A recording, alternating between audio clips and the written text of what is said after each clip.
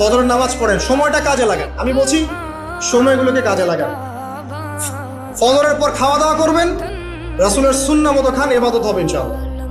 এরপরে আপনি কিছুটা সময় এক্সারসাইজ করেন, খেলেন, মাঠে গিয়ে খেলেন, কোনো সমস্যা নাই। ওই টিকটক চালানোর চাইতে, দেখার চাইতে মাঠে গিয়ে খেলেন।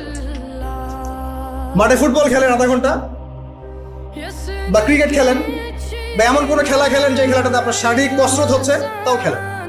অথবা এগুলোতে সুযোগ না থাকলে আপনি চলে যান জিমে, জিমে গিয়ে জিম করেন, ফিজিক্যালি কাজ করেন। অথবা মাঠে গিয়ে আপনার বাবাকে সাহায্য করেন, আপনার বাবা যে গেছে মাঠে তাকে সাহায্য করেন।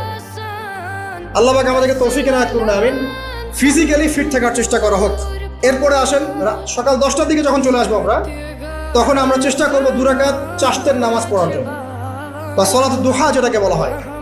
সলাতুদ দুহা যে ব্যক্তি পড়বে তার রিজিকে আল্লাহর পক্ষ থেকে বরকত নেমে আসবে। এরপর কি করবেন?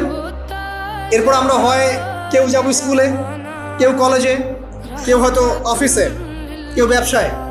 আমরা এখন সবাই আমাদের এক কর্মক্ষেত্রে যাব।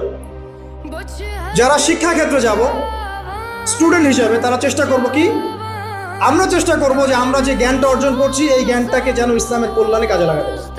আপনি জেনারেল লাইনেই পড়েন আর মাদ্রাসা লাইনেই পড়েন, একই নসিহত। আর যারা মাদ্রাসা লাইনে পড়বেন, সকালবেলা উঠে মাদ্রাসায় যাবেন, তারা নিঃসন্দেহে আল্লাহর বাছাইকৃত বান্দা, সৌভাগ্যবান বান্দা। তাদের উচিত হবে না দিনের জ্ঞানটাকে দুনিয়ার জন্য ব্যয় করা। তাদের উপর বেশি দায়িত্ব বর্তাবে যে তারা যেন দিনের জ্ঞানটাকে দিয়ে আল্লাহর জমিনে দিনটার প্রচার এবং প্রসার ঘটায়। আল্লাহ পাক তাদেরকে কবুল করুন, আমরা দোয়া করব। তো পড়াশোনা করতে যারা যাব আমরা এই চিন্তা করে যাব। যারা পড়াতে যাব তারাও চিন্তা করব যে এমন কিছু শেখাবো যেটা শিখলে আমার স্টুডেন্টের পরকালটা টিকবে, দুনিয়াতেও কল্যাণ হবে, পরকালটাও টিকবে ইনশাআল্লাহ। জেনারেল নলেজগুলো খুব ইম্পর্টেন্ট।